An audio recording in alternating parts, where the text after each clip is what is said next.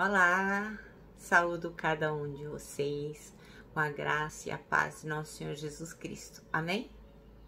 O meu nome é Miriam Anita e eu estou aqui para contar para os irmãos aquilo que eu entendi do texto que eu vou ler, chamado Jovens como Orvalho. Esse texto não é meu, não foi eu quem escrevi, ele está no Manancial. E o Manancial é uma publicação de meditações diárias da União Feminina Missionária Batista do Brasil, ok? Vamos iniciar orando? Senhor, que Tu possas nos esclarecer, que nós possamos entender o que o Teu Espírito quer dizer a nós, que possamos aplicar o aprendizado em nossa vida. Ajuda-nos, perdoa-nos, em nome de Jesus. Amém. Bom, irmãos, o texto bíblico a ser lido é o Salmo 110. Eu vou ler então com os irmãos, tá bom? Aqui. O Senhor disse ao meu Senhor: senta-te à minha direita, até que eu faça dos teus inimigos um estrado para os teus pés. O Senhor estenderá o cetro do poder desde Sião e dominará sobre os teus inimigos. Quando convocares as tuas tropas, o teu povo se apresentará voluntariamente. Trajando vestes santas, desde o romper da aurora, os teus jovens virão como orvalho. O Senhor jurou e não se arrependerá. Tu és sacerdote para sempre, segundo a ordem de Melquisedeque. O Senhor está à tua direita, e ele esmagará reis no dia da sua ira. Julgará as nações, amontoando os mortos e esmagando governantes em toda a extensão da terra. No caminho, beberá de um ribeiro, e então erguerá a cabeça. Amém? Bom, irmãos, o texto chama-se Jovens como Orvalho. Quem escreveu o texto foi a irmã Úrsula Lopes. Eu confesso, humildemente, que este tema eu não abordaria com esse texto bíblico, porque esse texto bíblico, ele é uma profecia muito linda que fala de Jesus. Então, eu acho que teria tantos outros assuntos para abordar neste texto.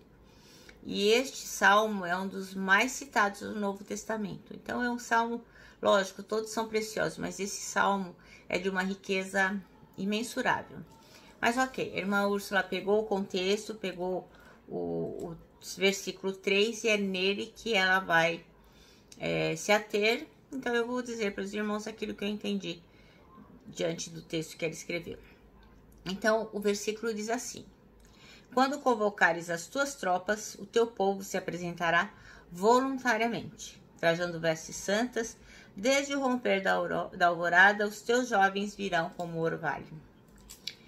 Bem, então ela diz aqui que o mar Mediterrâneo, é o único fornecedor de nuvens da Palestina. Não tem outra fonte. Então, as geadas de orvalho que vêm, assim, em grande abundância do sul, elas vêm do Mediterrâneo e das correntes regionais. Ao norte, vem das correntes do Monte Hermon. Então, o Monte Hermon é um monte de rochas, assim, muito grande. E eu vi, assim, na foto, né? No inverno, ele fica totalmente congelado. E aquele orvalho, ele vai se umedecendo, né, toda a região. Então, a maior parte das áreas ricas de orvalho encontra-se ao longo da costa. Então, a umidade em forma de orvalho é por causa do resfriamento noturno. Então, à noite faz muito frio e aí, quando ele se resfria, acaba suprindo, né, a necessidade daquela água. Então, algumas zonas costeiras chegam a ter 200 noites com orvalho por ano. Daí a importância do orvalho, para o povo de Israel. Porque, logicamente, né, irmãos, sem água, nada frutifica, nada floresce e a vida fica muito difícil, né? Então, ela menciona aqui que o profeta Elias, naquela época, profetizou que não haveria chuva nem orvalho. Lembra quando ele falou com Acabe? E Gideão provou a Deus com a precipitação do orvalho. Quando Gideão estava na dúvida, estava entendendo o que Deus ia fazer, se ele tinha escutado direito. Vocês se lembram que ele pediu que chovesse em volta da lã e depois, na outra noite, que fosse só dentro da lã para provar que era mesmo Deus quem falava com ele. Então, o orvalho estava presente na vida dos israelitas. Então, quando Davi compara os jovens ao orvalho, segundo ela, eles têm razão suficiente por trás desse pensamento. Então, os jovens são como orvalho porque brilham por sua juventude e por sua beleza. Então, uma igreja com jovens e adolescentes é uma igreja alegre e brilhante. É lógico, né, irmãos? A juventude traz muito brilho, traz muita alegria, traz muito vigor, não há cansaço, tudo é muito colorido. Uma igreja cheia de jovens é uma igreja alegre, né? Então, os jovens, bom, assim como todo cristão, né, tem utilidade no reino de Deus quando eles participam no louvor, na liderança, no ministério do ensino. Então, eles são como orvalho por sua quantidade. E aí ela refere aqui que o Brasil é um país jovem. E eu pesquisei, inclusive, que mais ou menos 58% da nossa população tem menos que 30 anos. Então, realmente, é um país jovem. E desses 58%, até os 17 anos, são 25%.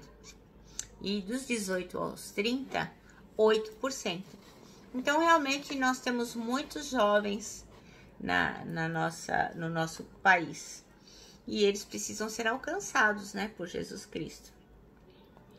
Então, e o triste é que, assim, 11 milhões destes jovens, 11 milhões, é muita gente. São os chamados da geração nem. São pessoas que nem estudam e nem trabalham. Então, essa falta de vigor, de vencer, a falta de vontade de vencer, de alcançar lugares melhores, inegavelmente é a falta de Deus na vida deles, né? Não tem disposição para o que é melhor. Então, o grande número de violência, de coisas tristes que vem acontecendo na nossa cidade, e a maioria delas causada pela mão de jovens, tantos delitos, né? Tantas apreensões, tantos roubos, é porque a juventude está sem Deus, né? A maioria das pessoas está sem Deus.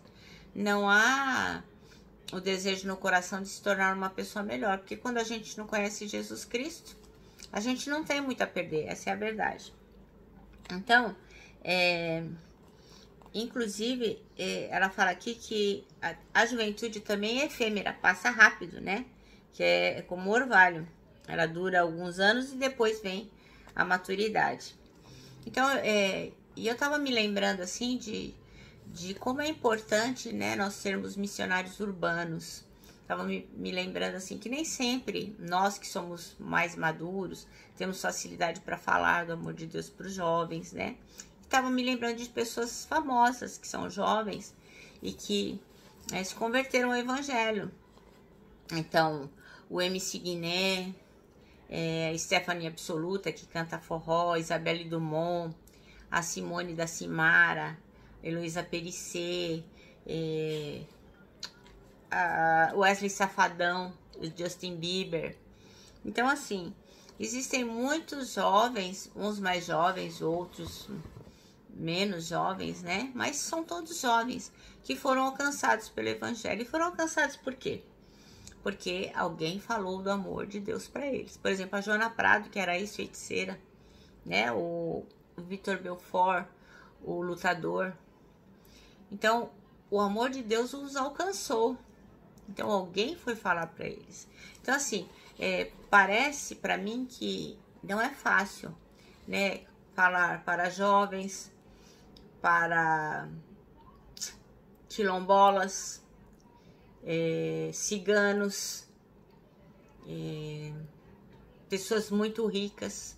Então, a gente tem aquela sensação de que essas pessoas não vão nos ouvir. Mas nós não estamos aqui para isso. Nós temos que cumprir o ID. Se nós queremos ver as nossas igrejas com pessoas que se juntam a nós para unir, para louvar o Senhor, especialmente que a nossa igreja esteja florida de jovens, nós temos que falar do amor de Deus, né? Porque como é que eles vão ouvir se não há quem fale? Não é? Como é que eles vão crer? Então, é uma responsabilidade muito grande a nossa. E assim, você pode pensar, sei lá, o Justin Bieber, o MC Guiné, aceitaram a Jesus, duvido. Wesley Safadão, não sei não. Então, isso não é problema nosso. O nosso dever é falar do amor de Deus para as pessoas, para os jovens, para essas minorias que não conhecem a Jesus e para os jovens, que são a grande maioria. Porque quem vai convencê-los do pecado é o Espírito Santo, não somos nós. E como eu sempre digo, existe sim um juiz, mas esse juiz não somos nós. Então, o nosso dever é falar do amor de Deus para cada um.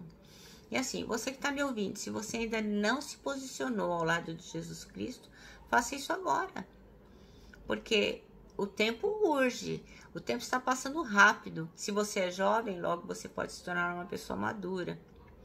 E se você conhece a Jesus, já o aceitou e está longe, está desconectado de Deus, retorne ao Senhor agora. Os dias são maus e nós precisamos de Jesus Cristo. As nossas igrejas precisam estar cheias de pessoas, de jovens para louvar e engrandecer o nome do nosso Deus. Bom, o nosso manancial diz assim, que Deus convoca os jovens das nossas igrejas para serem semelhantes como orvalho, né? Para eles virem chegando. E termina com essas palavras. Os jovens de nossas igrejas devem ser como orvalho na terra de Israel. Quer dizer, muito, muito bem-vindo e que chega aos montes. Bom, eu me despeço aqui com um abraço fraternal. Um abraço de ursa. E lógico, com a nossa palavra de ordem que é saudades.